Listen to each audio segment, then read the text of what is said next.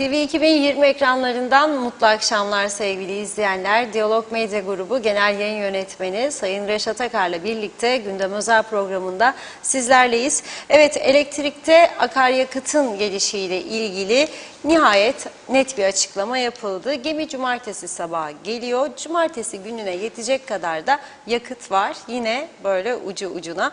Yüklü elektrik faturaları da gelmeye devam ediyor. Bu arada Teknecik'te kirli yakıt kullanımı konusunda herhangi bir gelişme, herhangi bir çalışma maalesef yok. Simsiyah dumanlar çıkıyor. Tepkiler de giderek azalmış durumda. Peki güneyde çevreye zarar verici en ufak bir hareket karşısında neler yapılıyor konuşacağız.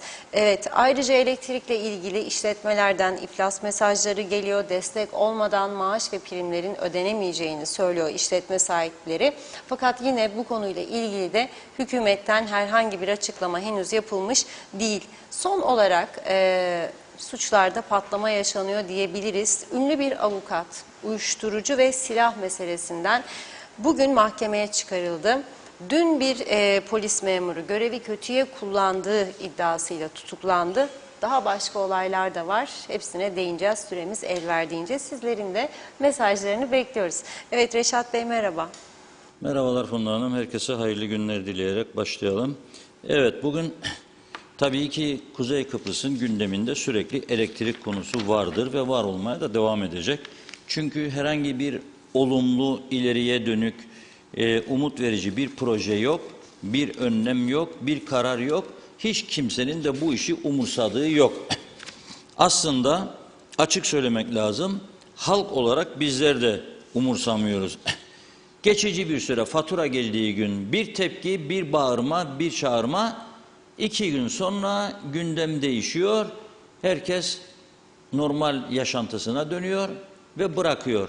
Bu ne demektir? Alışkanlıktır. Yani ne yaparlarsa yapsınlar, biz bunu sineye çekeceğiz. Hiçbir tepki olmayacak. Yani 2-3 satır sosyal medyada sövme sayma falan da oluyor. Ondan sonra bu iş duruyor. Bu çözüm müdür? Çözüm değildir tabii ki. Dolayısıyla bu adımları atanlar, yani sürekli zararla üretim yapanlar, sürekli zam politikasıyla bu işi gittiği yere kadar gitsin diyerek işrahat yapanlar o zaman kendini çok rahat hissederler. Kuzey Kıbrıs Türk Cumhuriyeti yönetim anlayışı ve halk yaşam biçiminin özeti budur. Bunun 2 daha 4 eder. 3 etmez, 5 de etmez.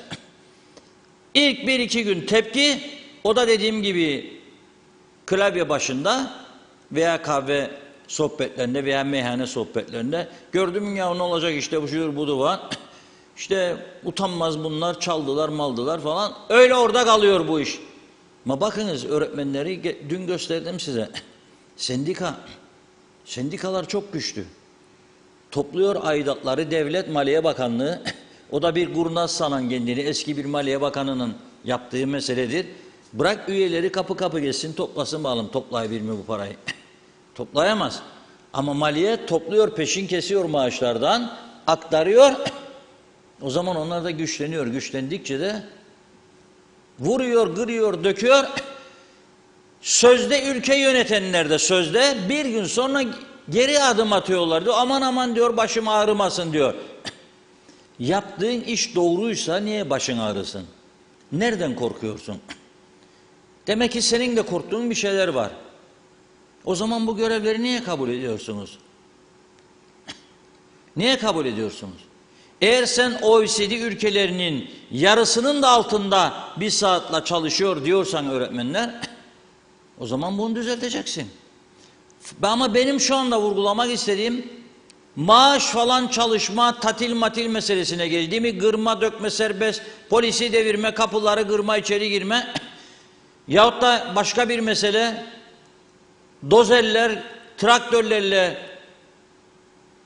kapıları, duvarları yıkarak içeri girmek bakanlıklara serbest, TRNC. Fakat bu öte taraftan halkın doğrudan yaşamını, hayatını, ülkenin ekonomisini doğrudan etkileyen meselelerde elektrik gibi ne yazık ki herkes kabuğuna çekiliyor. normal vatandaşı koruyacak, haklarını savunacak ve mücadele verecek ve söke söke halkın hakkını alacak hiçbir uygulama yoktur. Ve halkta da böyle bir mücadele ruhu yoktur zaten. Kaba kuvvet önermiyorum, şiddet önermiyorum ama ses vermeyi öneriyorum. Ses vermeyi. Ama yapmıyorlar. Yapacaklarına da inanmıyorum ben halkın. Gene Kıbrıs'ın kuzeyi ve güneyi ile bir farkı gündeme getirmek istiyorum. Sıcak sıcak şimdi çıktı fırından. Dün oldu eylem. Bugün videosunu buldum. Getiriyorum size. Bakınız bu videoya lütfen.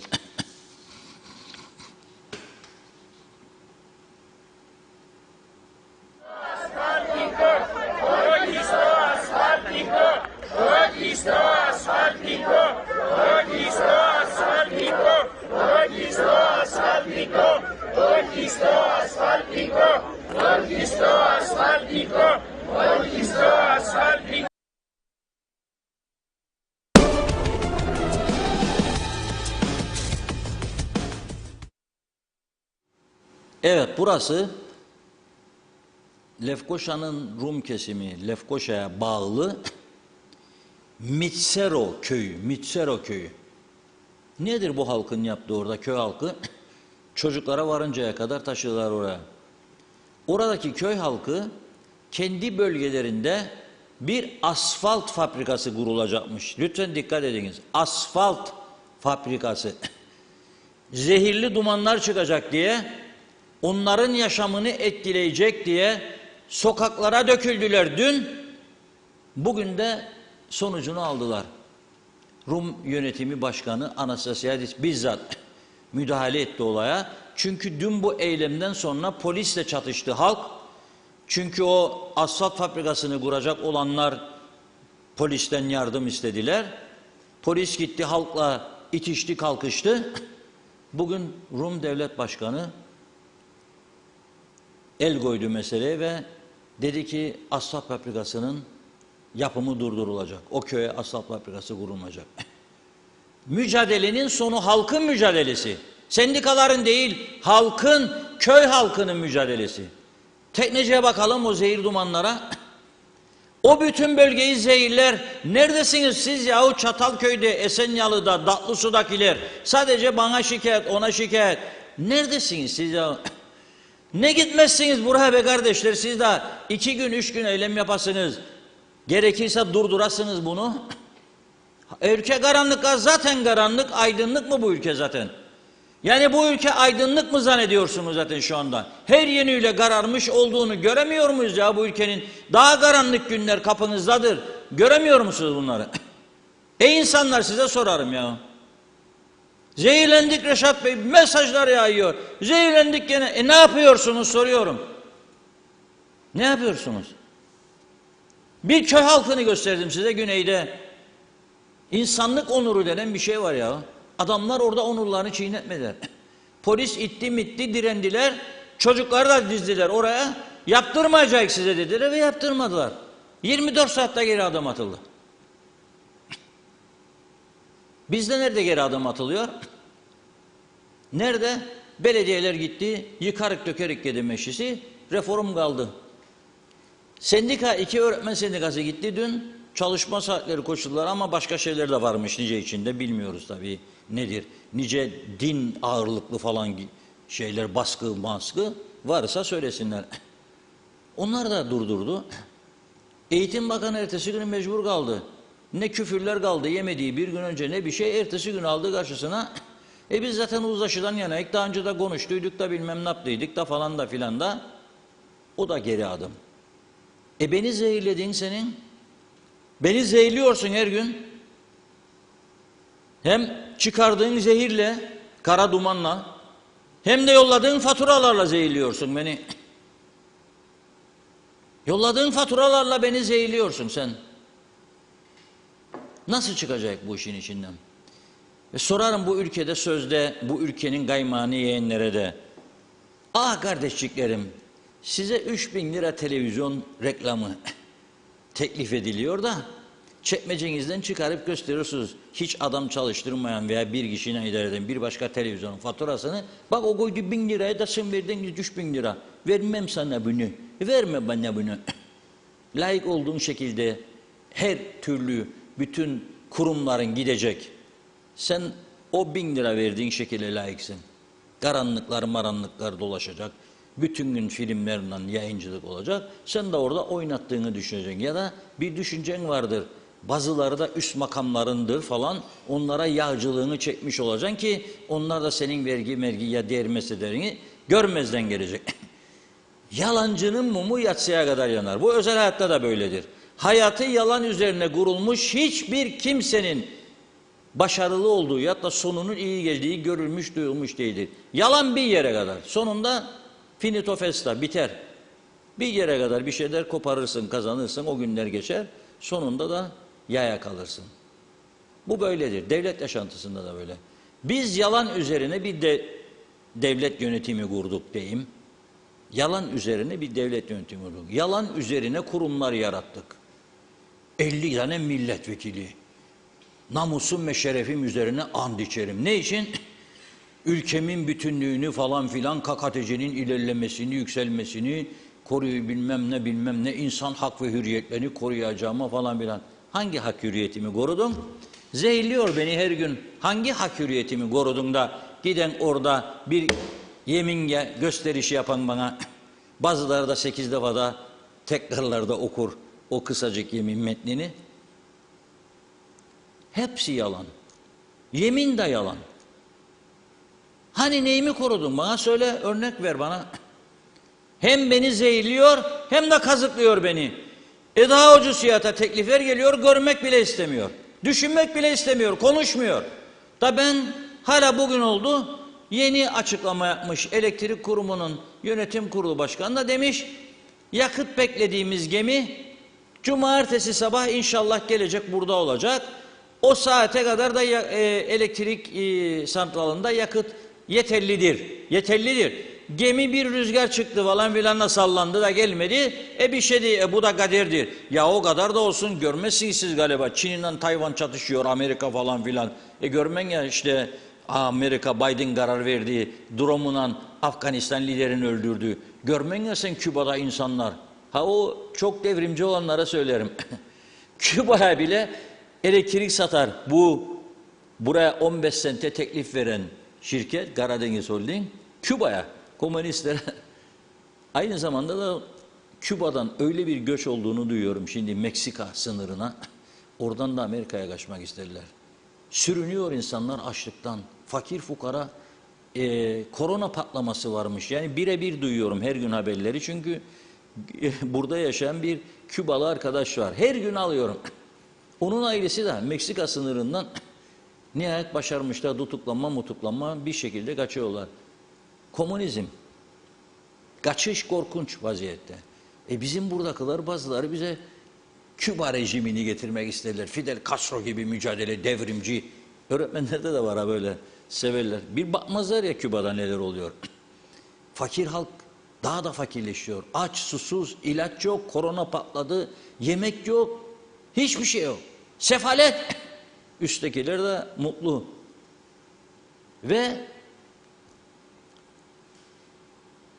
örnek onun için gösterdim. Yani iyi bir tesadüf oldu bu Rumların dünkü eylemi. Mesela asfalt fabrikasına izin vermediler. Bizde her taraf, bütün dağlar oyuldu. Taş ocakları. Ne yapalım? İnşaatlar dursun yani bu memlekette. Durmasın. 5 parmağın bir parmağını yok ettiniz. Yok olmak üzere. Başka yer yok mu? Bu ülkenin tarihini de bu şekilde mi değiştireceksiniz? İzin vermeyecekler size ve söylüyorum, ileride yargılanacaksınız. Bunlara izin verenler yargılanacak, hapis girecekler. Söylüyorum ben size. Bırak Rum gelsin yahut da İngiliz, Amerikan ya Türkiye alsın burayı. O değil. Burada da bir deli yönetim bir gün gelecek, o verecek size bu cezayı. Ve ben vermesini istiyorum. Bu kadar da ülkesine ihanet eden bir anlayış görmedim, ben duymadım. Bu kadar da kendi ülkesine, kendi insanına İhale de görmedim. Bu Lefkoşa Organize Sanayi Bölgesi'nde işletme sahibi olan ve etrafı kirletmeyen, saygılı olan herkese de söylüyorum. Dün size burada görüntüleri getirdim ekrana. Ne yaptınız bugün? 24 saat geçti aradan. Ne yaptınız? Aynen dükkanlarınızda devam. Post cihazı, para makineleri, ne geldi ne gitti, ihracat, üretim falan filan. Bugün ne kazandık? Hadi bin cibe, git havuza yüz, biraz da havada çok sıcaktır falan da filan da. Hepimizin hayatı sahtekarlıklarla dolu. Ama diyorum, dün söyledim 3 Ağustos, bugün söylüyorum 4 Ağustos. Bakın, bütün Lefkoşa yanacak bir kıvılcım çıktığı anda, ki an meselesidir, bütün Lefkoşa, hiç kimse kurtaramaz. Ne uçaklar ne helikopter. Te gelsin zaten gümbür gümbür gidecek. Öyle yanıcı maddeler vardır buralarda, sokağın içine atılmış. Hiç kimsenin umuru değil. Baktım bugün bir dolaşayım dedim. Belki Lefkoşa Türk Belediyesi Değirmenlik'ten, Gönyeli'den yardım ister. Bir şeyler olur da gelir falan. Araçlar, gereçler, Çevre Bakanlığı, ekipler, bakanlar, bakmayanlar. Belki burada hiç kimsenin umuru değil. Yazıklar olsun hepinize de. Yazıklar olsun hepinize de. O bankacılara da. Şu burada şubeleri var. Bana her gün paylaşım yaparlar. Yunan tanrıçaları bilmem ne oradan buradan büyük bilim adamlıkları. İşte dünyada bugün İngiltere Merkez Bankası faizlere dokunursa ne olacak? Amerika şudur budur. Büyük bilginçlik okurlar internet sitelerinde. Bana yüklerler buraya. Beni bırak onu. Kendi dünyana bak sen. Sen çok akıllısın biliyorum da. Burada sen işlem yapıyorsun. Burada yaşıyorsun. Ayrıca da sevgili Ali'nin Baturay'ın yazısında okudum bugün. Metropolün yanındaki kaş maşinlerde çalışmıyormuş. Birçok yerden aynı şikayetleri alıyorum. Bankaların var ya ATM yerleri diyeyim. Kaş maşin giden para çekiyorsun. ATM'ler çoğu çalışmıyor. Size şu anda yardımcı olamıyoruz. İşlem yapamıyoruz. Hep böyle gelirmiş cevap. Ben başkasından da duydum ama bugün baktım o da birebir yüzleşmiş orada metropolün orada. Ne zaman düzelecek? Allah bilir. Elbet bir gün düzelecek, bakacak. Para vermek istemiyorsa banka sistemi devre dışı bırakıyor. Sen de gidiyorsun kart takıyorsun. Çağdaş bankacılıkla hizmetinizdeyiz. Ey değerli Kıbrıs Türk halkı. Ne çağdaş bankacılığı ya? Bütün işletmelerimizde sorun var. Hayatımızda sorun var. Bakın tekrar söylüyorum. Hayatımızda sorun var. Yalanın dolanın dik alası burada. Bu ülkede. Yalanın dolanın dik alası bu ülkede. Nasıl bir yaşam sundunuz bize ya? Ben dün burada elektriği konuştum. Mecbur. Yakıt geldiydi, geleceğiydi. Cuma'ya kadar gelmezse bittiydi. Biteceydi. Karanlık. Bugün gene bunu konuşuyorum. Çünkü açıklama var. Diyor ki cumartesi geliyor. O saate kadar yetecek diyor. Yani idare-i saat düzeni devam ediyor. Beni sen her ay, her hafta 10 günde bir gemi gelecekmiş. 10 günde bir sen beni bu sıkıntıya sokacaksın ve gazlık üstüne de gazlık atacaksın bana. Da ben de bu ülkede yaşam süreceğim umut. Ya da yayıncılık yapacağım. Bakınız merak ediyordu bazıları söyleyeyim. Sıcak sıcak. Şimdi çıktı fırından. Çöreğin, neyin? Minnoş'un çörekleri gibi. Bu bizim Diyalog televizyonun bu yayın yaptığımız binanın elektrik faturası bugün geldi. Bugün. 49.000 diyor 595 lira. Ben burada esas satmam ya. Ey elektrik kurumu Kıptek ve Kıptek'i sonsuza dek yaşatma yemini veren sosyalizm ve milliyetçi ruh. Hani özelleştireceydiniz bize 20 yıldır öyle derdiniz ha. Özelleşme nedir? Özelleşme şöyledir kardeşim. İşte yarısını devlet yönetecek, yarısını özel. Devlet neyi yönetecek? Üretim falan. Tamam çok güzel. Özel ne yapacak? Onlar tahsilat yapamıyor diye özel de tahsilat. Hani ne bulmadınız birini? Ne özelleştirmediniz? 20 yıldır aynı lafazanlık, aynı yalan dolan. Nedir projeniz geleceğe yönelik? Ha değişirse yönetim siz Kıp'taki daha iyi edeceksiniz. 6 aylığına, 7 aylığına, 1 yılına. Nasıl? Nasıl? Nasıl edeceksin? Bütün jeneratörlerin çürüdü, eskidi. Nereden bulacaksın parayı jeneratör alacaksın? Yakıt parası nerede bulacaksın? Kaç ayda ihaleye çıkacaksın? Borçlar bankalara. Yığın 1,5 milyar, belki daha fazla. 1,5 milyar, belki daha fazla. Bir proje yok önümde. Doğalgaz yok. Hiçbir şey yok. Bugün Diyalog Gazetesi, iyi ki vardır bu gazetelerim. Ama tabii bu elektrik faturalarından bilmem size bizde ne kadar hizmet edebilecek. O 3.000 lira reklam parasını çok gören büyük şirketçikler, kendinizi zannedersiniz dev aynasında. Bu ülkede hepimizin sırtından patladınız. Da 3.000 lira. Ekonomi battı kardeşim, biz bittik bittik kapatıyoruz. Neyi kapatıyorsun be? Neyi kapatıyorsun? Yazdık üstüne yazdık. Villalar, dünya turları. Maşallah Allah versin daha çok. Gazlık serbest. Nasıl olsa nüfusun büyük bir kısmı Kıbrıs Cumhuriyeti kimliğini alamadığı için geçemiyor. Gelecek buraya senin peynirini yiyecek, gelecek senin deterjanını alacak hem diş macununu. Oradaki fiyatın 3 katı burada alacak.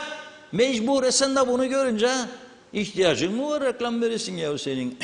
Zaten çark dönüyor. Ya kültür anlamda dayanışma, yardımlaşma bana ne be? Kendimi kurtarayım da boş ver ondan bundan. Neyse. Okuyayım. Elektrikle ilgili çok güzel bir haber vardı Rum basınında. Bunu okumam lazım. Dün program bittikten sonra gördüm bunu Rum basınında. Tam da bizim haberin altına yine kabus başlıklı haberin altına koyduk. Özel elektrik santralı için adı da Power Energy Cyprus. Buna Rum yönetimi 260 megawattlık üretim izni verdi. İyi dinleyin lütfen. KKTC'nin toplam ihtiyacına yakın. Yakın. Tekneciğin ürettiği en yüksek kapasite 150 megawatt. Bu 260 megawatt. Teknecik 150 üretir, 50 de ondan alır, 200. Aksa'dan da alır, işte 300 civarında idare ederler vaziyeti. 300 civarında idare ederler. KKTC'nin tümüne neredeyse yetecek kadar doğal gazından enerji izni vermiş kendisine. Ve Rum Bankası da Bank of Cyprus, Rum Bankası demem yanlıştır, Bank of Cyprus bu projeyi destekleniyor. Proje 2023'te yani gelen sene tamamlanacak. Allah bize de nasip etsin diyeceğim ama bu kelleler inan etmeyecekler. Bu kellelere Allah da yardımcı olmaz. Böyle kelle vardı ki bizde, becerikli vardı bir zaman şarkıcı, kelleyi koydum fırına diyor, pişmedi kaldı yarına. Bir günde pişmeyen kelleden ne çıkacak? Kusura bakmayın yani artık daha da anlamlı laflar kullanmak zorundayım. Çünkü hiç kimsenin gılı gımıldamıyor. Hiç kimsenin. Ya adama diyorum yanacaksın diyorum bütün Lefkoşa gılını oynatmaz. Belediye orada maaşı nasıl ödeyecek onu düşünür de belki gene aday olursa oy alır falan filan onu düşünür. Ya da aracım yok ya bana ne bırak bağırsın der. Yanacaksa yansın der. Para mı var içinde benim sanayinin der. Sanayi değildir. Bütün Lefkoşa yanacak, çevresi yanacak. Söylüyorum burada inanmıyorlar. Gelin gezin siz de meraklılar. Nerede ya galiba 150 tane çevre örgütü var zannederim bu ülkede. Neredesiniz siz? Hangi kuyuya girdiniz? Ama onlar da diyecek şimdi bana çok konuştuk bizi bugüne kadar dinleyen olmadı. Haklısınız. Onlar da diyecek bizi dinleyen mi var? Kim dinler bizi? Kim kime dumduma? O zaman başka bir şey yapmak lazım. Ya bu sanayide bazı işletmeler vardır. Ben onlara yazıklar olsun derim. Düşüncesiz, saygısız, umursuz. Yığıyor bütün pisliğini sokağın içine. Geçsin belediye kaldı. Ha sen vereceksin ayda 700 lira, 800 lira ya da 350 lira, 550 lira, 1000 lira. Da senin tonlarca pisliğini sokağa atacaksın, gelip kaldıracak. O da olmaz. Ama belediyenin yapabileceği ne vardır hem çevrenin, çevre dairesinin? Sana ağır ceza kesmesi lazım. Onun için de yasa lazım. Dün söyledim 8 TL ise cezası bu işin ya da 80 TL. Tabii ki o adam yola gelmez. Ne yapması lazım? Meclisi toplayıp 80 bin yapması lazım cezasını ve hapislik de koyması lazım. İkinci suçta hapislik. Girsin 2 sene demir parmaklık kar arkasına göreyim kendini. Bunu ister burası arkadaş. Bunu ister. Öyle bakalım da maşallah da inşallah da hadi ben görmedim hadi sen de görmedin falan filan. Adam bakıyor kimsenin umuru değil. Adam bakıyor ceza yok. Adam bakıyor kimse gelip bir şey söylemez. Atın mı sokağa der. Atın mı sokağa der. Atar. Sonra tesadüfen geçenler arabalar gitmiyor ha yolun içinde artık. Geçen gün ben geçemedim oradan. Karşıdan biri geldiğinde olmaz. Yolun yarısını kapattı. Ama çok yerde böyledir. Ne oldu? Yok. Hangi partiye oy verecek? Bu seçim acaba şimdiden hazırlığa başlayalım. Kim gidecek, kim gelecek? Bizim at hazır mı? Cizmeyi giydirdik mi? Ata bizim yarışa. Hadi de seni bakan göreceğim inşallah. 7 milletvekiliniz kaldı ey UBP'liler. Onlar da bakan yapmanızı bekliyorum. Bir an önce. Bakın Harun Tan'ı söylüyorum. Bayrak yalan dolanı bırakın. Bayrağını, vatanını, milletini seven adam ona hizmet eden adamdır. Yok ki onu çalacağım geldim ne kadar çalarsam. Sen o zaman vatan hainisin ya. Neyi? Bayrağını, vatanını, devletini seven adam ona hizmet eden adamdır. Siz onu yapmıyorsunuz. Daha kötülük. Nasıl vatanperversin sen? Nasıl iki eşit egemen? O bir taraftan her gün 50 megawatt elektrik almazsan burası iflas edecek. Ve 40 sent alıyorsun da 15 sent almıyorsun. Nedir derdin senin? Senin yapmaya çalıştığın nedir? Açıklama da yok. Gerekçe de yok. Peki soruyorum. Bir tane de bana bunun gibi çıkarın. Power Energy Cyprus gibi bir oluşum. Hadi buyurun. 120 milyon euroya mal olacakmış. Bu. 120 milyon euro. Bankada finanse ediyor. Hadi bizim var büyük bankalarımız burada. Büyük bankalar var. Vatandaşın parasını 0,25 alır doları ya sterlini sonra döner %8 verir size devlete de diğerlerine de. Ya da %6 ile. Nereye gider arada %5,5'luk var? Nereye gider? Arkadaşların servetine gider. Servete gider. Ülkeye elektrik yok. O memleket batmıştır, bitmiştir. İflas diyor sanayi odası. Sevindim yani güzel bir açıklama yaptılar nihayet. Daha sert bir açıklama. Faturalarımız diyor ödenemez duruma geldi. Üretim durma noktasında işsizlik de diyor çok artacak. İflas uyarısı sanayi odasından. Görevini yaptı mı şimdi diyorsunuz sanayi odası yönetim kurulu veya meclisi varsa meclisi veya üyeleri biz de üyesiyik. Yapmış görürler. Yok bana göre bu görev değil. Bunlar böyle demeçle bildiriyle hizaya gelecek yani yola gelecek zannedersiniz. Yok gelmezler. Popülizm arkadaş popülizm. Dün bir açıklama geldi. Titredim ben böyle tak. Aman dedim şimdi bizim Ömer'i de muhabiri 12 ile 4 arası yollarsak da Ömer açar telefon dedim şimdi Çalışma Bakanı'na. Ey Bakan Bey beni o sizin yasak koyduğunuz saatlerde çalıştırırlar. Ne saat çalıştırayım Ömer'i diye düşündüm mesela. Mesela mahkemeye gidecek, güneş altına gidecek, güneş altına. Mahkeme saat 1.30'a kadar sürdü değilim. Ömer 12'de lazım güneşin altına çıkmasın. 4'e kadar Ömer nerede vakit geçirecek? 4'ten sonra geri gelsin işe. Güneşin altına çıkmaması lazım. Bak ama hangi inşaatta işçiler bak iş yerinde demiyorum. Bazı ama işçileri de düşünün. Tamam ben düşünüyorum ama ben patron için konuşmuyorum. İşçi için konuşuyorum. Hangi işçi sabahtan 7'de 8'de gidecek inşaata 12'de 4 saat sonra diyecek usta ben 4 saat evime gidiyorum 4'te görüşmek üzere hoşça kal. İşçi kendi kabul etmez bunu zaten. Çünkü o gidecek 4'te evine yatsın uyusun artık yemeğini yesin içsin otursun istirahat etsin. Uygulanmayacak kararlar, popülizm. Uygulanmayacağını bile bile. Bugün Nurten Hanım Mausa'dan telefon açar bana. Reşat Bey, şimdi Mausa'nın bilmem hangi bölgesinden geçerim.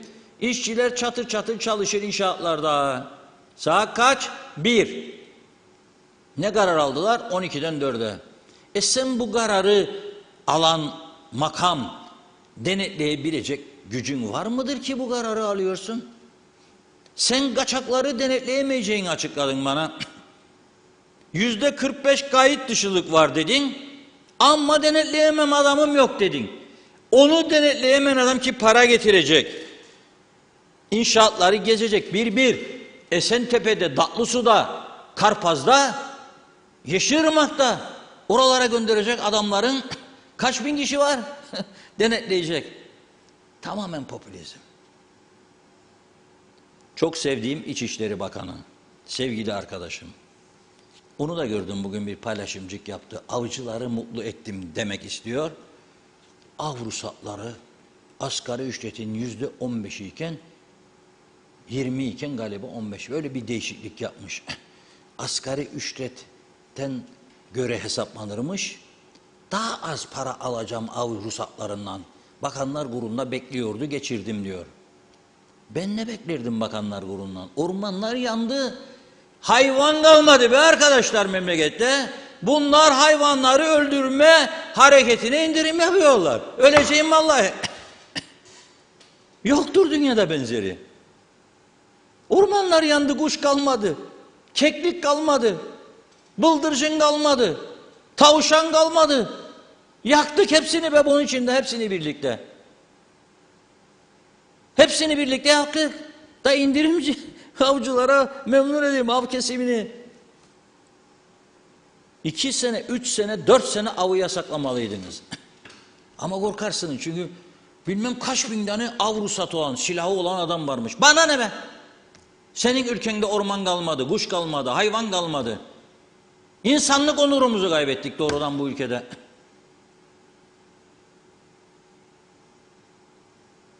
Devam edin. Akaryakıda bir indirim daha bekliyorum. Hadi indirin. Ha bir daha spor müsabakası yapacaklarmış. Bak popülizme bak. 3. bacağa geçiyorum ha. 600 bin lira ödeyecekmişler. Bazı ülkelerden handbolcu getirecekmişler de yarışma yapacakmışlar. Gençlerimiz yapacak tabii bunu. Ama senin handbolun olduğu gibi başka kolun da var. Futbolun da var. Pimponun da var. Masa tenisin de var. Karaten de var. Boksun da var. Yağlı güreşçin de var. Yok mu be kardeş? Her birine 600 bin nasıl ayarlayacaksın? Hangi bütçeyle? Kimin parasını kime verirsiniz ya? Yollardan kesip veriyorsunuz. Yollarda lambalar yanmaz. Karanlık, hırsızlıklar, soygunlar diz boyu. Onlara para yok. Hastaneleri söyledik dün burada. 120 tane güvenlik görevlisi maaşlarını alamadıkları için güvenlikler bir kaldırıldı hastaneden. Bütün hastanelerden. Bütün doktorlar, hemşireler, bakıcılar, hastalar hepsi tehlike altında. Onların parasını ödemiyorlar. Ama şey olacak falan filan o takım federasyonu alacak yanımıza da oy verecek zannederler kendilerine. Zırnık almazsınız. Çünkü her çeşit partiden adam var. Ayrıca da halk zaten usanmıştır. Bravo ben alkışlarım sizi ne güzel inşaat bunlar ya popülizm. Fuat Oktay Bey'den nefes tüketir bunlara gittiklerinde arkadaşlar popülizmden uzak durun der. Dinleyen yok. Dinleyen yok. Onun için keseceksin yardımı. Finish. Kendi ayaklarınızın üstünde duracaksınız. Jeneratör de göndermeyeceksin. Bak gönderdiğiniz jeneratörü 50 mega artırdı diye gümbürde diyor bize. İstediği gibi yakıt alıyor. İstediği fiyata alıyor. İstediği fiyata veriyor. Olmaz be kardeşler böyle bir şey. Olmaz. Evet Funda Hanım buyurun. Çok teşekkür ederim. Hızlıca başlıyorum. Tabii ilk Erbay Elcil'in mesajını görüyorum. Her şey yalan, balık baştan kokar derler. Yöneticilerimiz yalancı olursa halk ne yapsın? Kıbrıs Türk halkının geleceği karanlık diyor. Can Özyiğitler, sahte insanlardan hiçbir şey beklememek gerekir çünkü sahtedirler.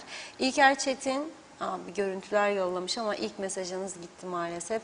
Ömer Erkekköse 5 parmaklar konusunda %100 katılıyorum diline sağlık dedi.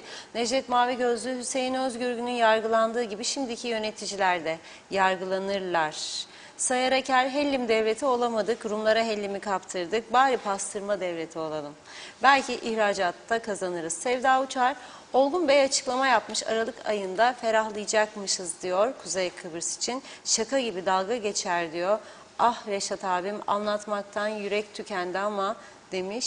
Evet, çok teşekkür ediyorum ayrıca Sevda Hanım. Erol Hasan Avustralya'dan kolay gelsin diyor. Nazmen Alban, saatinizi hiç kaçırmadan hem beklerim, hem yazarım, hem izlerim. Çok doğru haberin adresi diyor. İyi ki varsınız. Kimin emeği varsa çok teşekkür ederim demiş.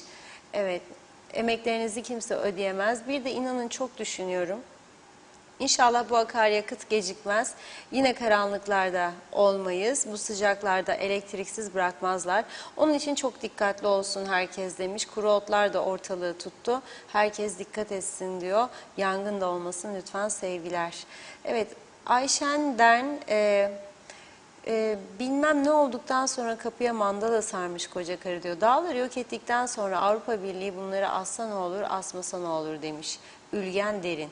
Evet, Doğan Falyalı'da yalancının mumu yatsıya kadar yanar, gülsek mi ağlasak mı bilen var mı? İşin tuhafı Kıbrıs İngiliz'e kiralanınca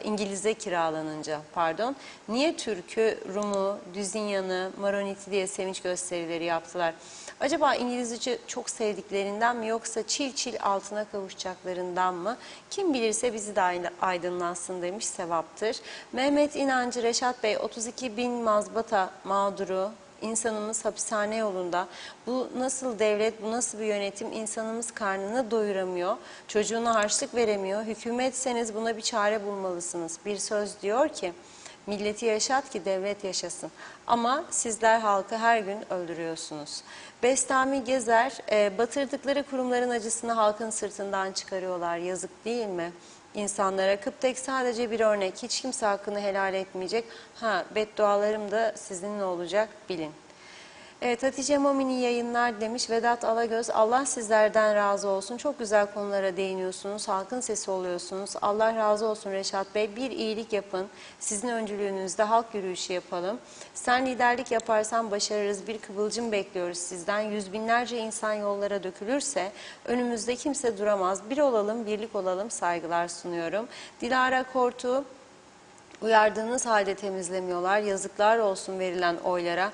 Nasıl bir halk ki doğruyu görmeden oy veriyorlar. Mehmet İnancı, ben olsam o kara Mercedeslere binmeye utanırım demiş. Belgin Rıfat, evet havalar sıcaklar, kıvılcıma bile gerek yok. Bir izmarit yeterli, yansın sanayi bölgesi, yansın otlar. Çöpler atıl durumda, araçlar kapalı, kullanılmayan iş yerleri. Ama önleri etrafları dolu çöp yığınları. Herhalde sonra çıkıp birileri ciğerimiz yanıyor açıklaması yapacak. Hepsi bu, tüm becerileri bu. Ciğerimiz yanıyor. Ciğer demek eskiden güç, kuvvet, istikrar, adamlık ya da sözünde durmak, verdiği sözleri tutmaktı. Yani derlerdi ya, ciğeri 5 para etmez. İşte bu ülkeyi idare edenler maalesef bu sözü doğruluyor. Yansın mumlar, yansın ormanlar, yansın çöplükler demiş. Fakir fukara yansın, kimin umurunda? Evet, bakayım. Evet, Necdet Mavi Gözlü, sanayi bölgesi yanmaz diyor. O kadar tehlike olmaz orada, atom bombası gibi demiş. Evet. Bülent Lider Mehmet Küçük, bizim ülkemiz nasıl düzelir? Bankalarda 20 milyon doları olan mevduat sahiplerinden servet vergisi 1 milyon sterlin ve üstü. Araç taşıt kullanan zatlardan gelir vergisi, triplex veya 4 katlı villaları ve havuzlu evleri olan kimselerden emlak vergisi kesin diyor, bir an evvel alınmalı. Derya Özyiğit, insanımız her yeri temiz ister ama kendisi taşınırken tüm elektrikli cihazlarının dışını atar yolun yanına.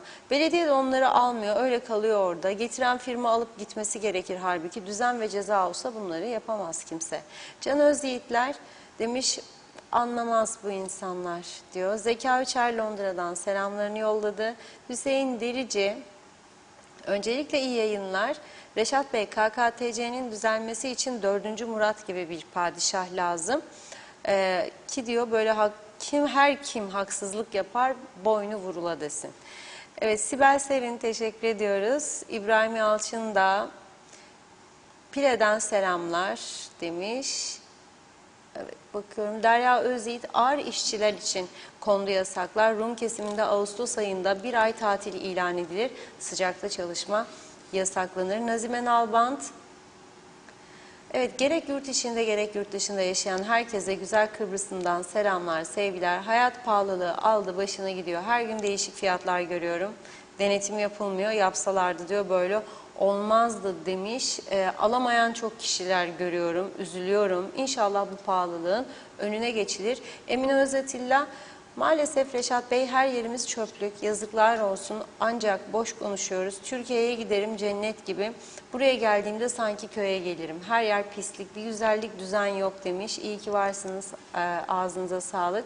Aba Hüseyin, Cumhurbaşkanı Tatar'ın şikayeti üzerine bugün teminata bağlanmış durum bulunmaktayım. Bilesiniz ki bizi bu topraklardan söküp alamayacaksınız. Taktiğiniz ne olursa olsun, hoşunuza gitse de gitmese de yanlışlarınızı yüzünüze vurmaktan, sizi eleştirmekten ve adalete olan güvenin bir yana mücadele etmekten asla vazgeçmeyeceğim demiş, saygılarımla. Evet, İsmet Ezel, av yasaklanmalı diyor ve bindirme olmalı avcılara demiş. Mehmet İnancı, av hayvanlarını öldürenler potansiyel katillerdir Reşat Bey. Avcılık yasaklanmalı dedi. Evet, Taceddin Demir de en az 2 yıl yasaklanmalı diyor. Mehmet Kasap da eleştirmiş avcıları. Öyle diyeyim şimdi. Duygu Deniz, Allah'ına kurban yazdı. Gürdal Selen Güçlü, iyi yayınlar. Evet, galiba Kıbrıs tarihinde bir kez daha batacak ve bir daha su yüzüne çıkamayacak, saygılar diyor Gürdal Bey. Gürdal Bey biliyorsunuz kuzeyimizin babası. Evet, hastaydı. En kısa zamanda programa kendisini de konuk alacağız Kuzey'le birlikte. Ali Süerdem, kolay gelsin. Aynen katılıyorum size Reşat Bey. O kadar zamlardan sonra indirim yapacak başka bir şey kalmadı. Kala kala tek şeyimiz av ruhsatlarında indirim. Birilerini mutlu etmek için yapılan bir icraat. Sanki avlanacak av kaldı bu memlekette. Aslında doğada denge sağlanması için 5 yıl yasaklanmalı. Bir iki mesaj okuyup ara verelim. Evet, Necati Turgay da diyor ki, ama biz seçtik bunları başımıza. İsmet Ezel, bugün hastanedeydim. Çoğu ilaç yok. Burak Alioğulları, Mausa Belediyesi maaş ödemedi, durum aynı. Değişen tek şey başkanı demiş. Hoca Balcı, severek seyrediyoruz. Konya'dan selamlar. Yılmaz Çakıral, evet, hayırlı yayınlar, vay memleketin haline dedi. İlker Çetin, evet, iyi yayınlar. Face'te gezerken deniz yoluyla taş ucundan Girne'ye gelen gemiden vatandaşların ellerini ve bacaklarında alerjiler olmuş. Geminin koltuklarında güve ve bitler olduğunu gösteren fotoğraflar atmışlar. Bir başka vatandaş da gemilerin tuvaletlerini ve geminin içerisindeki pislik ve çöplerini fotoğrafını çekmiş. Şimdi size soruyorum, insanlar parasıyla bu rezilliği çekmeye mecbur mu? Bunları denetleyecek bir birim yok mu? Ülke bu tekele katlanmaya mecbur mu? Bu şirketler bu sene keyfi Alanya seferlerini bile açmadı. Devlet sormadı bile neden açmıyorsun diye. Sefer sayılarını neden çoğaltmıyorsun diye bile sormuyorlar, soramıyorlar diyor. Biz de buradan sesimizi demek ki duyuramıyoruz dedi İlker Bey. Evet, devam edeceğiz mesajlara. Şimdi bir ara. Reşat Bey buyurun. Evet, çok teşekkür ediyoruz. Abartı yaptığımı sanmıyorum. Atom bombasından beterdir. Gösterdiğim görüntüler o izlenimi vermediyse buyursun gelsin isteyen, görsün sanayi. Atom bombasından beterdir. Yüzlerce hurda araç atılır sokaklarda. Hemen hemen hepsinde, depolarında bir miktar yakıt vardır. Atom bombasından beterdir diyorum size. Ve bu atılı araç parçalarının yanında insan boyuna ulaşan otlar vardır. Eski mobilyalar var, koltuklar, masalar, sandalyeler, bütün pislikler, yastıklar, yorganlar hepsi yollara atılmıştır. Bütün sanayi atom bombasından beterdir. Bir kıvılcım bütün fabrikaların içindeki yakıtları da düşünsen, bütün fabrikaların içindeki yakıtları düşün. Hepsinin jeneratörü yakıt doludur. İmalathanelerde marangozlar var, mobilyacı var, mermerciler var. Hep bunlar yakıtla çalışır. Boyacılar var, boya fabrikaları var onlarca sanayide. Bunlar atom bombasından beterdir burada. Boş konuşmayı sevmem. İddia edeceğim zaman bir konuyu iyice araştırırım. Yanlışı da olduğunda özür dilerim. Atom bombasından beterdir. Ve öcü korkusu vermekle ne kazanacağım? Benim tesislerim de burada. Benim tesislerim de burada. Yanmasını mı istiyorum yani? Ne münasebet? Ben uyarıyorum yanmaması için. Yanmaması için. Uyarmaya da devam edeceğim. Ve eğer en ufak bir mesele olursa sadece ve sadece belediye ve çevre değildir. Bütün bu bölgede faaliyet gösteren herkes sorumludur. Onlara da sorumluluk yüklüyorum. Seslerini çıkarmazlarsa, bütün pisliklerini sokağa yığmaya devam ederlerse sorumluluk onlarda da vardır. Başlarına geleni herkes çekecek. Başka bir şey yok bunun. İzahatı yok. Ortadadır manzara. İsteyen gelsin, geçsin, görsün. Ben görüyorum. Haspolat'ta benzer durum vardır. Oradaki sanayi bölgesi. Arıtma da var oralarda bilirsiniz. En ufak bir meselecik yüzecek dışkı tarlaların içinde. Daha doğrusu dışkı havuzlarının. Yüzme havuzu yaptırmayı düşünenler bekletsin bir süre için. Bedava havuzlar oluşacak yakında. Şimdi bir başka popülizm. Efendim enflasyon oranına göre 6 aylık hesaplama yapıldı. 56 maaş zammı yapıldı. Yapıldı mı? Yapılmasa. Yapılmasa. Hayat bağlı. Asgari ücretle %40'ın üzerinde yapıldı mı? Yapıldı. Tamam da sana soruyorum. Sen bana ayda 14-15 bin lira fatura gönderirken şimdi 50 gönderdin. Orada zaten bir büyük kazık girmiş durumda. Bir de maaşlarda yükledin. Tamam, hakkıdır. Gelir nedir bu işletmelerin? Hani destek bu işletmelere? Güneyde de korona krizi yaşandı, dünyada da. Bütün işletmeler, özellikle küçük işletmeler hepsi desteklendi ve desteklenmeye de devam ediliyor. Ayakta dursun diye. Hani senin teşviklerin? Sen tam tersi ne yaptın? Asgari ücreti vergiden muaf yapmadın. Çalışılıyormuş üzerinde. Yani siz bu ay bu kazığı yiyiniz. Belki bu ay bir ay daha, 2 ay daha sabredelim canım, vatanı milleti kurtarmak için biraz da fedakarlık yapacağız değil mi tabii yani bu? Ha? Tabii bana yükleyeceksin sen fedakarlığı. Ama sen o bir taraftan hiç tasarruf yapmayacaksın. Düğünlere, cenazelere, her tarafa, festivallere, makam arabalara gitmeye devam edeceksin. Neyle gittiler dün gece Mehmetçiğe zannedersiniz? Mehmetçik burası mı? Neyle gittiler? Devlet yetkilileri. Tufan Erhürman'la gitti CTP Başkanı, o arabasıyla gitti. Diğerleri neyle gittiler? Makamda olanlar. Devlet arabalarıyla. Benzinler, yakıtlar bizden. İşte böyle uygulamalarla toplayacak, verecek, besleyecek düzeni. Düzen batmış düzen, düzen bozuk düzen, düzen iflas düzeni, düzen popülizme dayalı. Nasıl bir düzen? Dedik ki arkadaşlar, değişik sektörleri gezin ya. Lokanta işletmesi, kafe işletmesi, döşemeci, doğrultmacı, kuyumcu, gezin bir konuşun bakalım. Ne durumdadır bu insanlar? Tamam yahu, asgari ücret artmalıydı. Enflasyona göre zam tamamıydı. Da neyle ödeyecekleri meselesi de var. Ne yaptın sen? Daha önce düşük asgari ücret vergiden muaftı. Şimdi yükselttin, vergiden muaf yapmadın. Çünkü batırdınız sigortaları ve daha yüksek prim alarak kurtaracağınızı düşünüyorsunuz. Ama yapamayacaksınız. Dün programın altına birisi yazdı, dedi ki Serdarlı Belediyesi'nin çöp kamyonunun arkasında Arapları gördüm dedi. Belediye başkanı aradı beni bugün. Doğru mu dedi, doğru dedim. Birisi yazdı. Okundu da dedim.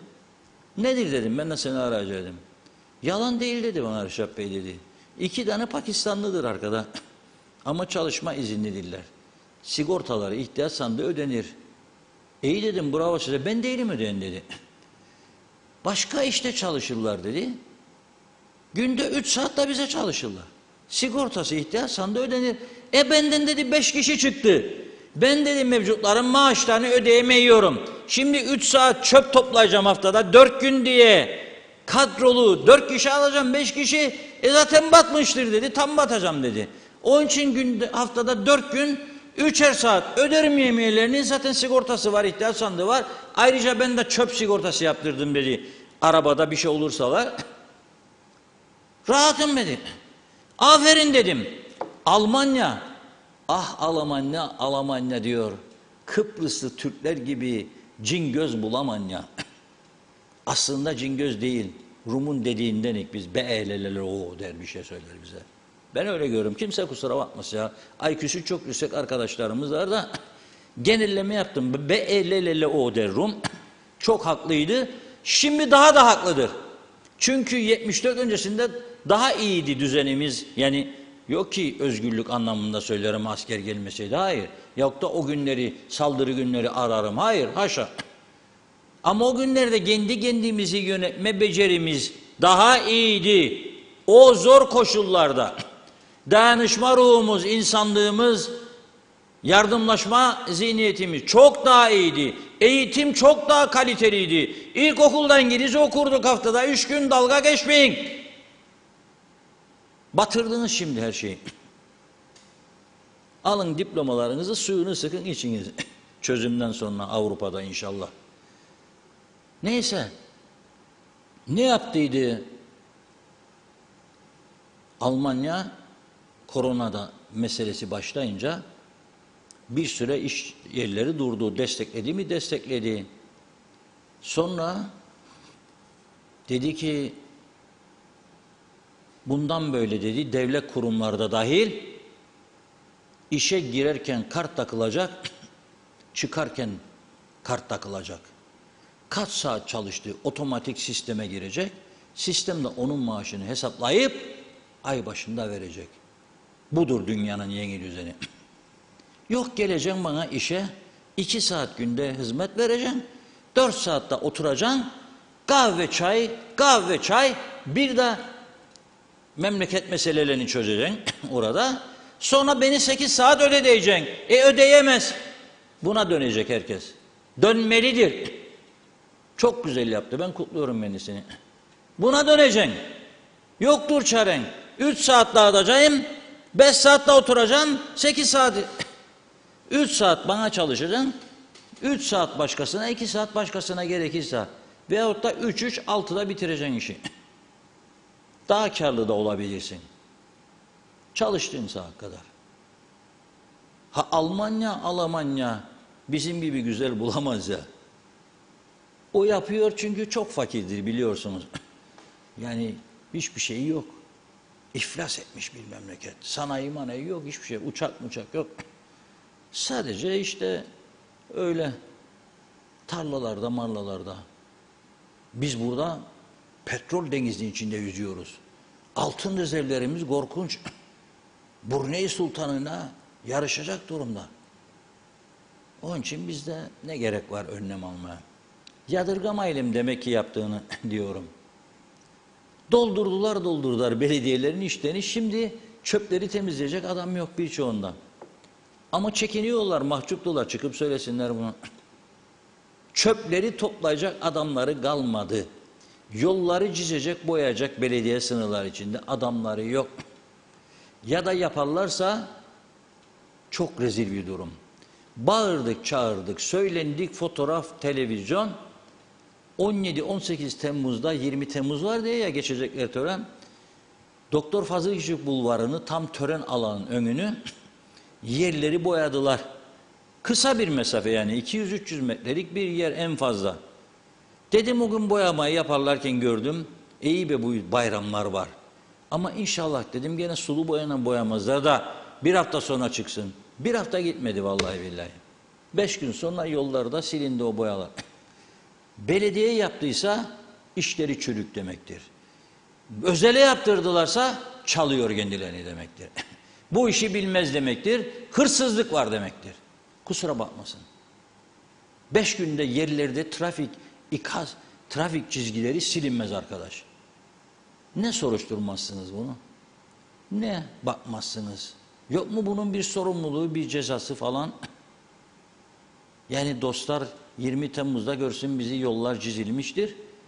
25 Temmuz'da hiçbir şey yok. Temiz yollar pırıl pırıl. Her taraf asfalt. Yol ikiye ayrılırmış halbuki. Sürücülerimiz de tabii biliyorsun çok dikkatli, titiz ve yani ehliyetler hakkaniyetine alınmış. Yani kuralları çok iyi uyguluyor. Mesela sola dönecek, basıyor işarete. Ondan sonra yarım saat o işaret üstünde kalıyor. Bu işte çok iyi bir sınavdan geçtiğimizi gösteriyor. Mesela diyor ki durmak, beklemek yasaktır tabelası. Orada duruyor. Neden? Çünkü o tabelayı ters yorumluyor. Öyle öğrendi de ehliyet aldı. Hiçbir şey bilmeden ehliyet veriyorlar. Bir arada yolsuzluk, mutsuzluk falan 3 kişi nice yargılanacakmış. 3 yıldır merak ediyorum. Ne oldu bu yargı? Nasıldı bu işler ya bu KKTC'de? Nerededir bu durumlar? Parayı vereyim ehliyeti ver, parayı vereyim ehliyeti ver midir? Nedir düzen? Tabii çizgiler de olmayınca bu Doktor Fazıl Küçük Bulvarı'ndan bahsederim. 3 şerit yaptılardı. Gönyeli çemberinden gelirken Atatürk Spor Salonu ve sanayiye döneceksin. Sana diyor sol şeridi al. Alırım sol şeridi ama orta şeritteki adam sola doğru kayar.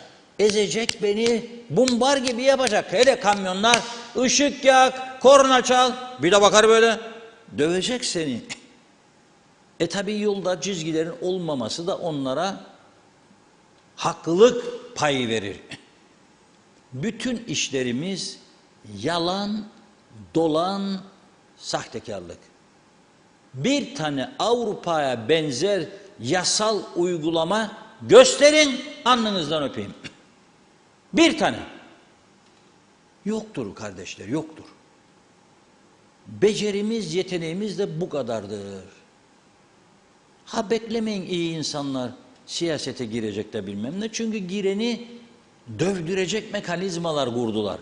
Öyle makamlara öyle adamlar doldurdular ki vur buna dedin de vurur. Şehit anasına, şehit eşine de vurdurur isterse. Gözü karardı yaptırır bunu. Adam durduğu yerde bunlarla mı hem vatana millete hizmet hem de her gün balyoz yiyecek. Ben ne olacağını tahmin ediyorum zaten. Olması için de gece gündüz dua ediyorum. Ölüm olsa sonunda bu rezaletten daha iyidir. Bakın tekrar ediyorum. Sonunda ölüm olsa da bu rezaletten daha iyidir. Çünkü her gün ölüm var. Her gün ölüm var.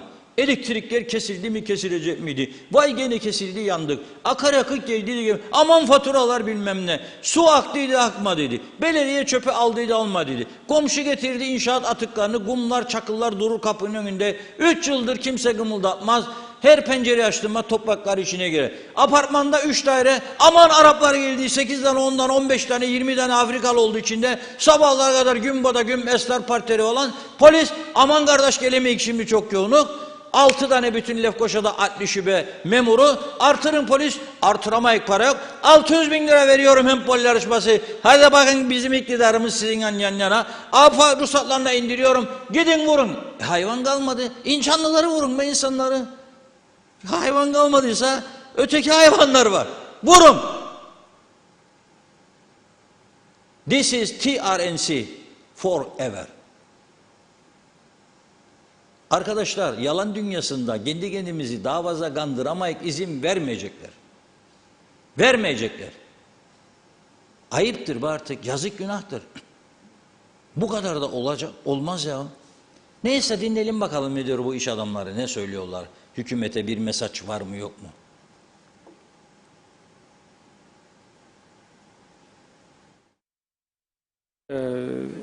Normalde şu an yaz sezonundayız. Bizim kuyumculuk sektöründe yaz sezonunda daha iyi olması gerekiyordu ama biraz beklentinin altında gidiyor şu an. Şimdi son zamanlardaki olan enflasyondan dolayı asgari ücretin alınan maaşların erimesinden dolayı asgari ücretin tabii ki yükseltilmesi gerekiyordu halk için. Bu doğru ama bir de şu yönden bakmak lazım. İşverenler için de bu maliyetin artması anlamına geldi. Şimdi bugün asgari ücret 8.600 yapıldı. Bu 8.600'ün sosyal sigorta ihtiyaç sandığı sadece 3.000 TL'ye yaklaşacak her işçi için. Kişi başı. Dolayısıyla da bu işverenine ciddi bir maliyet bindirecek. Bu durumda tabii ki insanları çok etkileyecek ve dolayısıyla insanlar, işverenler işçi çıkartmaya gidecekler. Büyük işverenler için bu ciddi bir sorun olacağını düşünüyorum. Adamın 100 tane, 200 tane çalışan personeli var. Şimdi hesap edin, sadece Sosyal Sigorta İhtiyaç Sandığı 3000'e yaklaşık 2000 kusur olacak. Bunu karşılaması için ne yapması gerekiyor bu adamın? Haliyle fiyatlara yansıtması gerekiyor. Böyle olunca da gene fiyatlar yükselecek. Dolayısıyla da bunu piyasayı ucuzlatma yoluna gitmesi gerekiyor diye düşünüyorum devletin. Kaçak işçi durumu tabii ki söz konusu olacak. Tabii daha önce dediğimiz gibi Sosyal Sigorta İhtiyaç Sandığı'nın ciddi bir maliyet getireceği için insanlar kaçak işçi çalıştırmak yönüne gidecek ya da öğrenci çalıştırma yönüne gidecek. Sözde artış oldu piyasaya, gerek asgari ücretin artması gerek kamunun artması, ne kadar da tantanalı olduysa bir para düştü. Bir hareket vardır. Tabii bunlar, ben hep şöyle diyorum, suni gelişmelerdir, bir anlık gelişmelerdir. Dünden itibaren veya geçen günden itibaren tabii ki elektrik faturaları, biliyorsunuz siz benden daha iyi. İnsanlar şokta gelen faturalardan.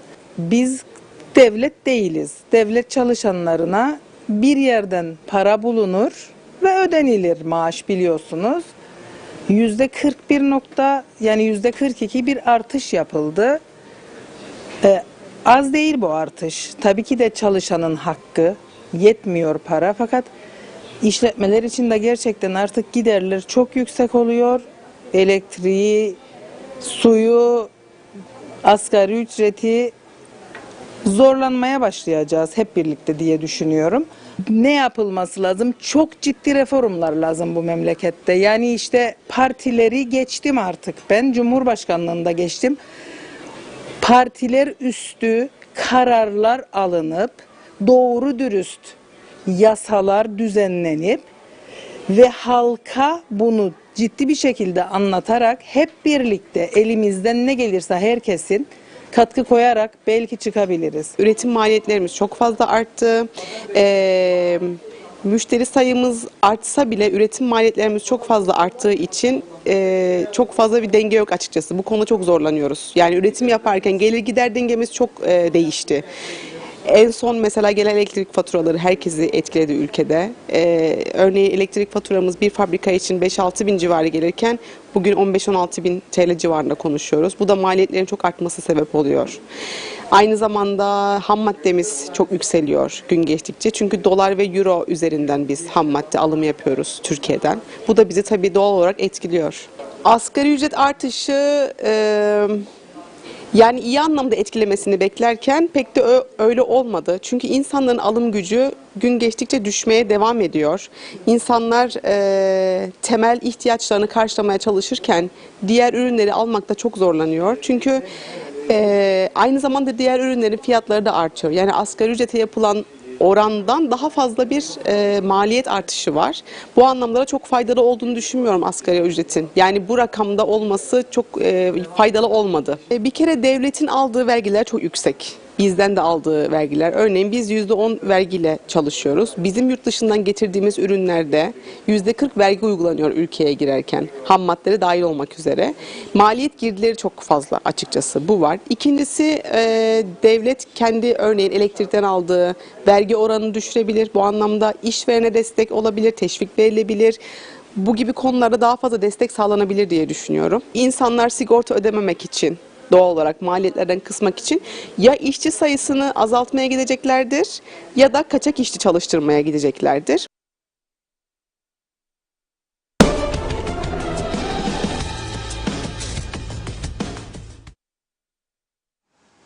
Evet. Yani memnun olan yok gördüğünüz gibi. Zaten dün bu röportajların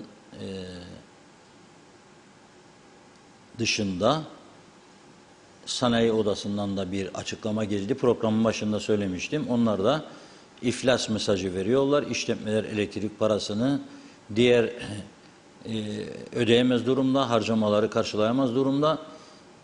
Üretimlerde azalma, işsizlik patlaması olacak. sosyal fonlara yatırımlar azalacak. Böyle bir mesaj var. Tabii bu arada popülizm siyaseti aynen 40 sene nasılsa gidiyor, gelir getirici tarafında işim bir şey yok. Giderleri kısıcı bir hareket yok, artırıcı var. Gelirleri artırıcı bir hareket yok. Mesela sınır kapıları. Kendiliğinden geliyor bu insanlar. Akaryakıt daha ucuzdur diye. Geliyor mu? Geliyor. Bugün yine güneyde çalışan dönerken yaşadığı sıkıntıları gören, oradaki sıkıntıları gören bir vatandaşımız gönderdi bir video, daha doğrusu fotoğraf. Diyor ki her gün aynı hikaye. Yığıldı arabalar bugün. Ne olacak bu iş? Geliyorsa bu adamlar dalga dalga bizim tarafa, genişleteceksiniz o kapıyı. Yeni muhaciret memurları alacaksınız, koyacaksınız, işlemleri hızlandıracaksınız, çözüm getireceksiniz. Hiç olmazsa KKTC vatandaşları kartı dayayacak bir ekrana, bilgisayarlı sistemden geçecek dijital olarak. Durmayacak ki oradaki muhaciret memuru tak tak tak tak tak tak tak tak yazacak. Adı, soyadı, baba adı, anne adı, kimlik adı, göstergeç. Hiçbir gelişme, hiçbir düzelme, hiçbir yenilik yok. Dünyanın hiçbir ülkesinde böyle bir konu yıl 365 gün gündemde kalmaz. Biz her gün konuşmak zorundayız. Bunu bile yaptırmakta zorlanıyoruz kendilerine. Bunu bile. Bırak yolların 600 bin liraya KKTC'nin bütün ana yollarında orta refüjlerdeki o ağaç boyuna gelen kuru otlar temizlenir, trafik levhaları da yenilenirdi. Ona para yoktur ama. Gider kısıtlayıcı hiçbir şey yoktur. Gece maçlarını durdurun bir süre için dedik. Dün gece geçerim Atatürk Spor Salonu'nda baktım tabii futbol değil başka bir oyun, voleybol galiba. Sonuna kadar ışıklar açık. Herkes kendi havasına. Kim ödüyor o? Atatürk Spor Salonu'nun elektrik paralarını? Spor dairesi mi? Eğitim Bakanlığı mı? Piyangolar mı? Kim ödüyor? Ya nasıl bir politika bu ya? Hem elektrik yok. Yollarda elektrikler yanmıyor, lambalar yanmıyor. Tehlike var. Hırsızlıklar patladı, soygunlar patladı. Sen karanlıkta yaşa diyorsun beni. Bu tarafta ya. Gençler spor yapsın ama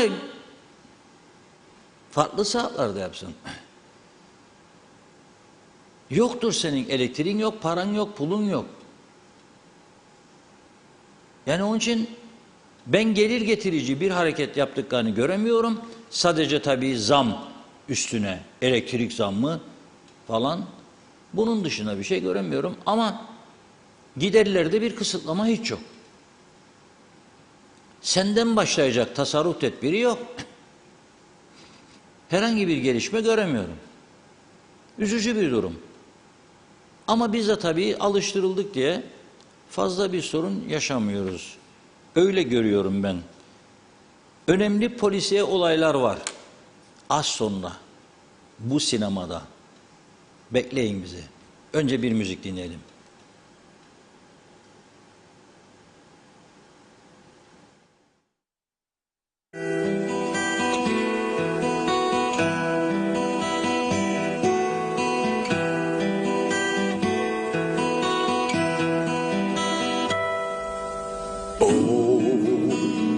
How we danced on the night we were wed. We vowed our true love. The word wasn't said. The world was in blue. There were stars in the sky, except for the few that were there in your eyes. Dear, as I held you so close in my arms, angels were singing a hymn to your charms. Two hearts gently beating were murmuring low, my darling, I love you so. The night seemed to fade in the blossoming dawn. The sun shone anew, but the dance lingered on.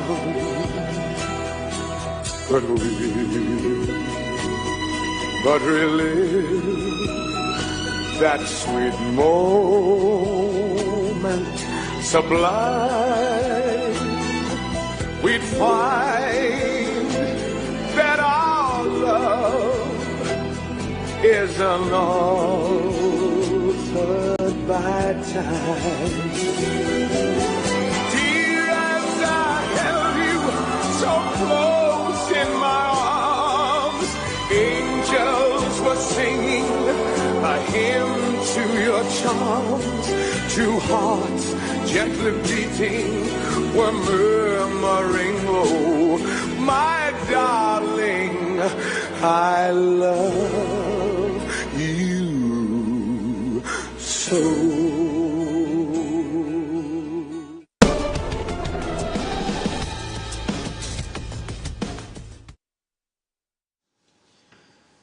Evet, bir zamanlar dünyanın en ünlü yıldızlarından kim? İngiliz sanatçı Tom Jones. My darling diyor, I love you so. Kaldı mı acaba darling hikayeleri? Kaldı mı sorarım size. Kaç kişide var? Seni seviyorum canım diyor. I love you my darling der. 3 ay 4 ay sonra utanmaz adam bana bunları yaşattın ya da. Bir maymun kadın sen bana bunu yaptın falan filan. Her 10 evliliğin 9 tanesi tumba gidiyor. Ve belki %1'i haklı nedenlere dayanır. Gerisi tamamen insanların farklı dünyalara dalmasından. Ya kadın ya adam. O bakıyor o başka dünyaya daldı. Madem öyle gösterim günü. O dalıyor da sana gösterim. Veya araya birilerin girmesi, nifak sokması. Beyinlerle uğraşması. Beyinler de bizim kolay etkilenebilecek beyinler olduğu için. Çünkü çeşitli beyinler var biliyorsunuz. Dana beyni var, kuzu beyni var. Koyun beyni var, tavuk beyni var, horoz beyni var. Böyle farklı beyinler vardır. Bazıları daha erken, bazıları daha geç etkilenir. Ama bir şekilde etkilenirler. Ben etkilenenlere üzülürüm. Yani akıl var, mantık var. Akıl var, mantık var. Her şeyden önce gelen mantıktır. Doğru. Doğru olanı yapmaktır. Yanlışın peşinden sürükleniyorsan açtır maçtır falan filan diyerek onu da görüyorsun. Sonra balon gibi sönüyor. Sönmeyenleri kutlarım, bravo. Büyük başarı. Ama son yıllarda böyle değildir diye görüyorum. Son yıllarda böyle değil. Birbirlerini de etkilemekte insanlar çok başarılı. Çeşitli örnekler var önümüzde. Onun için tabii Tom Jones bu şarkıyı söylediğinde evlilikler çok mukaddes bir olaydı. Yani çok önemliydi, anlamı vardı. Şimdi mesela nikah memurları da konuşurken aklıma geldi. Yani 30 senedir, 40 senedir, 50 senedir hep aynı sözü söylerler. İyi günde, kötü günde. Birlikte olma. Aynı yastığa baş koyma. Söz ister. İyi günde çok adam bulun yanında da kötü günde kimi buluyorsun acaba? Evladını bile bulman artık. Kötü günde kim durur ya senin yanında? İyiysen tamamdır. Ne güzel oh maşallah falan. Varsa falan. Mükemmel. Kötü gün Allah göstermesin ayağın kaydı. Kimse selam vermez. Kimler başbakanlık yaptı soruyorum size, ey Kıbrıs Türk cemaati bakayım. Bilen var mı? Yok. Ama bugün Ünal abimizi herkes bilir. Çünkü çok menfaat bekleyen var. Herkes değil yani. O çevreden bir şeyler bekleyenler. Ya fotoğraf çekerler görürüm ben. Gelmiş geçmiş en iyi başbakanımızla birlikte dedi bir bayan. Fotoğrafını gördüm. Çok ilginç. Aynı gün bir başka fotoğraf daha paylaştı o bayan. Dedim hangisi daha çok layık alacak merak ettim. Elbette ikinci paylaştı. Çünkü o biraz daha cömert pozdu ikinci. İyi günde kötü günde. Herkes mutlu olur inşallah. Enteresan bir durum. Polisimizi ben her zaman desteklerim. Yargı, polis en önemli kurumlarımızdır derim. Allah korusun bozulmasın derim. Çürümüş elma da varsa toplasınlar derim. Nitekim dün bir olay oldu. Lefke Polis Karakolu'na görevli çavuş Sadi Sancak şu anda cezaevinde tutuklu bulunan bir meseleye karışarak yapmaması gereken bir işi yapıyor. Polisin özel şifreli kayıtlarından bilgileri alıyor, veriyor iddiasıyla tutuklanmış. Bazı polislerimiz de var. Bir tane mesela bayan görevini kötüye kullandı. Yani baskın düzenleyecekler yasa dışı bir olaya önceden haber veriyor. Geliyoruz basacak sen kaybol.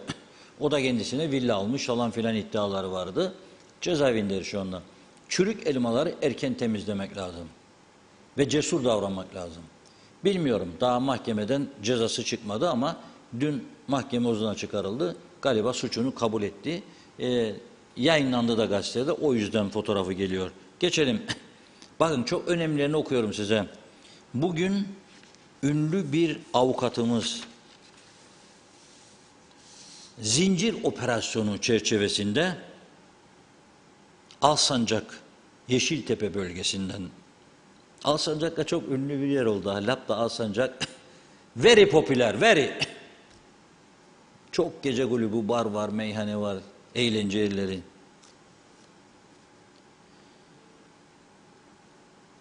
Zincir operasyonu kapsamında ünlü avukatımız Mustafa Şener'in evinde bir arama yapılmış.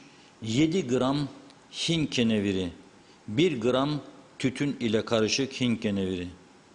Yine Hint keneviri türü uyuşturucu madde içerdiğine inanılan çubuklu şeker, içerisinde 0,5 gram Hint keneviri türü uyuşturucu madde olduğuna inanılan öğütücü, tabanca ve tabancaya ait 14 adet canlı mermi. Bu tabanca ruhsatsız tabancaymış. Bu ciddi bir suç tabii. Ruhsatsız silah ciddi bir suç. Uyuşturucu da ikisi birleşti. Kabul etmiş bugünkü duruşmada. Bir günlük tutukluluk verdiler o yüzden. Yarın büyük bir ihtimalle kefaletle serbest bırakılır diye düşünüyorum.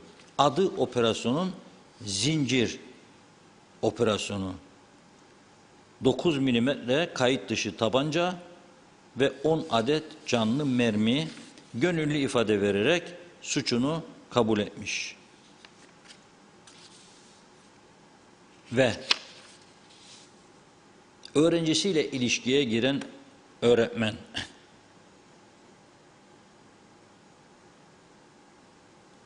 Hüseyin Güngelli bugün kararı verildi. 9 yıl hapislik. 15 yaşında galiba öğrenci. 18 yaş altı olduğu için ciddi bir suç oluşturuyor.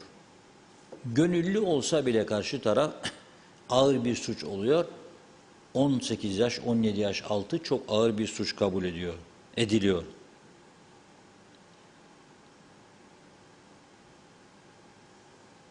Ama büyük bir terbiyesizlik olayı yaşandı bu ülkede.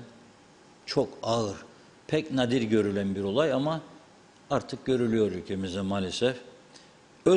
Kendi öz kızına 15 ile 17 yaş arası 2 yıl süreyle tecavüz eden baba yargılandı. Ona da 30 yıl hapislik verdi mahkeme. İyi mi yaptı? Az bile yaptı. 30 yıl. Kendi öz kızı ya 15 yaşında, 17 yaşına kadar. Memleket gerçekten inanılmaz iskandallarla çalkalanıyor. Fakat bir sosyal bunalım var, bir psikolojik bunalım var halkta. Bunun birçok nedeni var. Nedir nedenler? Elektrik kesintisi de nedendir. Fiyatların yükselmesi de nedendir. Hayat pahalılığı da nedendir. Aile travmaları da nedendir. Lükse alışıp sonradan tasarrufu bilmemek de nedendir. Korona büyük bir nedendir. Koronanın yarattığı sonuçlar büyük nedendir. Kıbrıs meselesi büyük bir nedendir. Aile içi travmalar büyük nedendir. Bunları birleştirdiğimiz zaman dayan yüreğim dayan. Hastaneler müthiş bir problemdir. Gidiyorsun, şifa beklediğin doktor yok. Veya biri geliyor, iyi davranıyor, üçü geliyor, kötü davranıyor. Tamam be hanım, kadın falan filan. Yazıyor, reçeteyi gönderiyor. Gidiyor eczanesine, hastanenin, kusura bakmayınız bu ilaçlar yoktur. 600 bin lira veriyorsun hem polio müsabakası, uluslararasıymış. Ma ne uluslararası ya, kimi kandırır? 3 ülkeden bir festival, belediyelerin festivaline Macaristan, Hindistan, Sırbistan bilmem nereden getirirler. Uluslararası oldu adı. Ne uluslararası? Ne uluslararası? Nereden uluslararası oldu? Ha bölgemize bir renk getirir, evet paramız olduğunda yapalım. Ama para yoksa bana kaldırım yapamıyorum. Çöplerimi toplayamıyorum. Çocuk oyun parkım yok. Olan kırılmış düzeltemiyorum. Susuzluk çekiyorum. Bir yığın sorunlar var. Hiçbirisiyle uğraşamıyorsun. Sonra da bir organizasyon ver babam gitsin. Belediye meclisi kararı oy çokluğuyla veya oy birliğiyle alınmıştır. Belediye meclislerine kimleri aday gösteriyorlar? Partiler en fazla oyu alacağını düşündükleri adam. Aynen milletvekilliği gibi. Milletvekili oldum demek zaten bakanlığa an meselesi demek. Yani bir adımcık kaldı. Mutlaka seni alacaklar. Almazlarsa istifa edersin. Bir süre bağımsız, sonra başka bir parti. Oradan seni geçtiğin anda bakan yaparlar zaten. Bu kadar. Yani çok önemli bir şey değil. Yani gene yaparsın. Bütün diğer işler de devam eder. Evet Tunla Hanım. Evet, mesajlara geçelim. O gün Zeybekoğlu da tam dediğinizin üzerine çarşamba günü Cengiz Topel Hastanesi'ne gittim diyor. Sabah saat 7 olmasına rağmen ortopedi doktoru için sıra numarası alamadım, kalmadı dediler. Zehra Sencer Karpaz'dan sevgilerini yolladı. Teşekkür ediyoruz. İyi yayınlar diliyor. Ünal Yıldırım, kaldık Türkiye'de biz çocuklar, Kıbrıs'ta kaldı. Nasıl olacak? Cezalıyız diye gelemiyoruz. Bir çaresi var mı? Aygen İbrahim Enin, Konya'da İslami oyunlar düzenleniyor haftaya. Kuzey Kıbrıs katılıyor mu diye sormuş. Evet. No. Evet, katılmıyor. Eren Sorel, direklerde aydınlatma yanmaz, 6 ay var. Ama aydınlatma alırlar. Emine Özatilla, Reşat Bey kim karışır? Belediye mi, çevre dairesi mi? Yazıklar olsun. Allah korusun, tam bir felaket dedi. Arif Yazar, gemiler tam bir rezalet. Her taraf pislik içinde, her taraf haşere dolu. Yılmaz Yüksek, Reşat Bey tüp gaz çıktığı yerden inmiyor. Petrol fiyatları düştü. Akaryakıtta 2-3 kez indirim olduğu halde öyle bir şey niye olmuyor? Doğan Falyalı, nereden geçti Küçük Mehmet Paşa da şimdi efendim 1776'da vali vardı diyor. Ağam nam değer kör baki, hem okuma yazması yoktu hem bir gözü görmezdi ama bir şekilde kendini Kıbrıs'a vali atamıştı. Kıbrıs'ı yaktı kavurdu, halk fakirleştikçe fakirleşti. Tarihini bilmem diyemesin, oku öğren diyor, mukayese et bakalım demiş. Ben okudum bunca yıl, aynı tas aynı hamam dedi. Nevin aşkım, Reşat Bey yazmaktan bile sıkıldım. Neyi, hangi sıkıntıyı söyleyeyim? Her şey yanlış kararlar. Kıbrıs halkını göçe zorluyorlar. Allah hakkımızda hayır eylesin. Belgin Rıfat, aynen Reşat Bey, araç koltukları, lastikleri, benzin, araçtaki yağlar çok hızlı yanan, kolay sönmeyen şeyler. Kuru otlar, atıl çöpler, kartonlar büyük tehlike, kesinlikle temizlenmesi gerekir. Hem de bir defaya mahsus değil, sürdürülebilmesi için temizliğin kontrol ve yüksek ceza şart. Burada yola çöp atmak 80 sterlinden başlıyor. İzmarit sakız da diyor Onlar 80 lira ceza öder. Öyle büyük çöpler ne kadardır bilmiyorum ama kesinlikle cezası vardır. Kuzey Kıbrıs'ta da uygulanmalı. Evet, Hilmi Vudalı hep Birleşmiş Milletler yaptı bu sanayiyi böyle demiş. Adnan Karakaş, Lefkoşa Belediyesi'nde çalışan yoktur, personel eksikliği var. Sena bena bu ineği kimse torpille alınan haramzadeler mi yapacak temizliği? Balık baştan kokmuş, harmancı ne yapsın diyor. Aldığı maaşın karşılığında çalışmayarak para alanlara kızdı. Evet, sonunu okuyayım. Kubilay Selçuk isterse bütün dünya yansın, hiçbir şey umurumda değil. Oturup da Kuzey Kıbrıs ne zaman kurtulacak diye çok bekledim. Kimse bizi kurtaramayacak diyor. Çözüm federasyonda değil, anavatanın 82. ili olursak o zaman mutlu olacak, dertler bitecek, Türk olacağız yazdı. Yunus İgildir, bakanlar bisikletler Mehmetçik köyüne gittiler, Salam İsbay elektrik yok dedi. Doğan Falyalı, iyi hoş da eskiden İngiliz yasalarını kullanırdı idareler. Sahi komşu niye hala birçok İngiliz yasalarını kullanır? Sebebi nedir? Bilen buyursun, açıklasın, bize de öğrenelim. Mustafa Özcan iyi yayınlar diliyor. Evet, Ayşe Avcı Soy'u Alayköy sanayi bölgesini gördünüz mü? Oraları da çöplüğe döndürdüler. Mutlu yayınlar demiş. Onur İç'ten. Reşat abi bugün Mausa Elektrik Kurumu'ndaki bir memur bir arkadaşına dedi. Ben öğlen 12'de çıkacağım, beni idare et. Çıkarken benim yerime imza at. Çekti gitti bu arkadaş. Mesai bugün 6'da çıkmış oldu yani diyor. Yarım gün çaldı bu kişi. Sayar Aker, Kuzey Kıbrıs Türk Cumhuriyeti Tiyatrosu İngilizce olsa çok seyirci toplar. Gülecek halimize güler senaryosuna alkış tutarlar. Mete Arsu, bir marketten ürün aldım 90 lira. Aynı ürün başka markette 130 lira diyor. Bu nasıl adalet? Nilüfer Canova, Reşat Bey 2,5 mil kapısı takımlarında bir süpermarket var. Kum atsan güneyden gelenlerden geçilmez. Engin Sedat Tözün, bu işi çözüm çözer diyoruz ama barış karşıtlarına hiçbir şey söylemiyoruz. Evet, Kubilay Selçuk yine Kuzey Kıbrıs'ın kurtuluşu demiş, piyasaya sıcak reel ermektir. Kapital yükselecek, para elden ele giderken değeri biraz artacak. Evet, Süleyman Özufuklar, Kuzey Kıbrıs'ta belediyelerde yeterli personel olmadığı doğru değil. Esas görevi temizlik olan belediyeler partizanca yönetimler sayesinde memur alımına önem vermekte. Partizanca alınan kadrolu personel ile iş yaptırmamasından kaynaklanmaktadır. Dayı amca çavuş ilişkisinden herkes birbirine gebe, yıllarca sezonluk işçilere belediyelerini ayakta tutmayı başardılar şimdi diyor. Mehmet İnancı, Almanya, Fransa birçok ülke enerji tasarrufuna gidildiğini haber kanallarından belirtiyor. Lambaları geceliğin kapatılıyormuş sarayların. Bizdeki sarayın da lambaları kapatılıyor mu Sayın Akar diye sordu. Evet. Belgin Rıfat, böyle bir kuyruk İngiltere'de olsa her gün tekrarlansa derhal sorumlu bakan çıkar. Çıkamayan hemen istifa eder. Suçlu kimse, muhatap kimse personel alımı yapmıyorlar. Artışları biraz daha az tutsalar, özellikle maaşları 15 bin üzerindekilere de personel alsalardı bir denge bulabilirlerdi. Dünyanın hiçbir yerinde maaşlarda bu kadar dengesizlik yoktur demiş Belgin Hanım. Özellikle emekliler çok yüksek maaş alıyor. Bunu ayarlamaları gerekiyor. Korkmadan, geri adım atmadan yapmaları gerekiyor dedi. Vedat Yayar, hayretle izliyorum, o kadar çok sorun var ki ne söylesek az. Ben de küçük bir esnafım, 9 aydır doğru dürüst iş almadım. Bu saatten sonra zor alırım, mecburen 2 işçim var. Onları da işten çıkarmak zorunda kalacağım. Ne yapayım, hırsızlık mı yazmış?